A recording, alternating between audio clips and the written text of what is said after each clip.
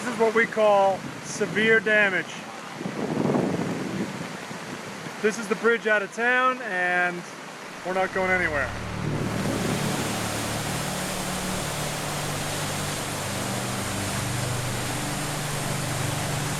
A woman was stranded here all day long through the storm.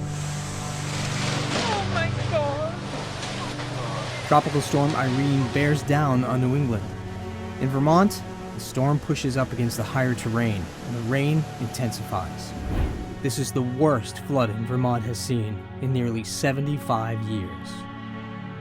Tropical cyclones, a general term for hurricanes, typhoons, and tropical storms like Irene, don't just stick to the tropics. These storms can charge northward and wreak havoc in areas that normally wouldn't see this kind of extreme weather. Satellites provide us with near real-time information about the intensity of storms and where they're headed.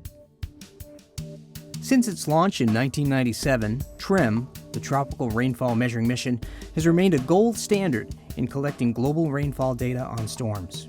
TRMM's usage for hurricanes has also been a major application. Operational agencies use it to get center fixes on storms, to monitor how the internal structure of a storm is changing and how that might relate to the potential for a storm to either intensify or weaken.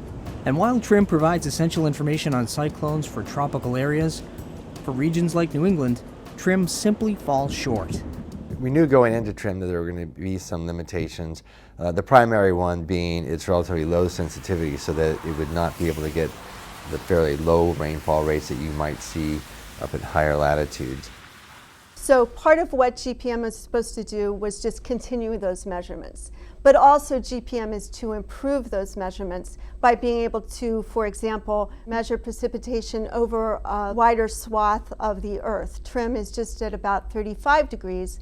GPM gets more of the Earth in its measurements, going all the way into southern Canada, for example. The Global Precipitation Measurement Mission, or GPM, is a constellation of satellites unified by the GPM Core spacecraft that will provide a global picture of rain and snow every 3 hours. When GPM launches in 2014, it will greatly improve upon some of the limitations of TRMM. In addition to measuring a wider swath of the globe, the GPM Core spacecraft will carry more advanced instruments with greater sensitivity.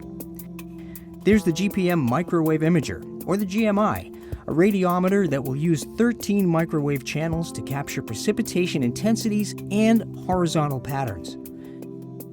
Then there's the Dual Frequency Precipitation Radar, or the DPR. That uses 2 frequencies to visualize in 3D the precipitation structure from the cloud down to the surface. With GPM, we have the opportunity now with more advanced technologies to improve upon TRMM by having that second frequency and being able to measure the lighter rainfall and produce a more accurate rainfall estimate by having the two combined. With GPM's more sensitive instruments and wider coverage of the globe, we can more accurately profile a tropical cyclone, predicting where they're likely to form, how intense they're likely to become, and tracking the path they'll take so that agencies can make better decisions to help get people out of harm's way.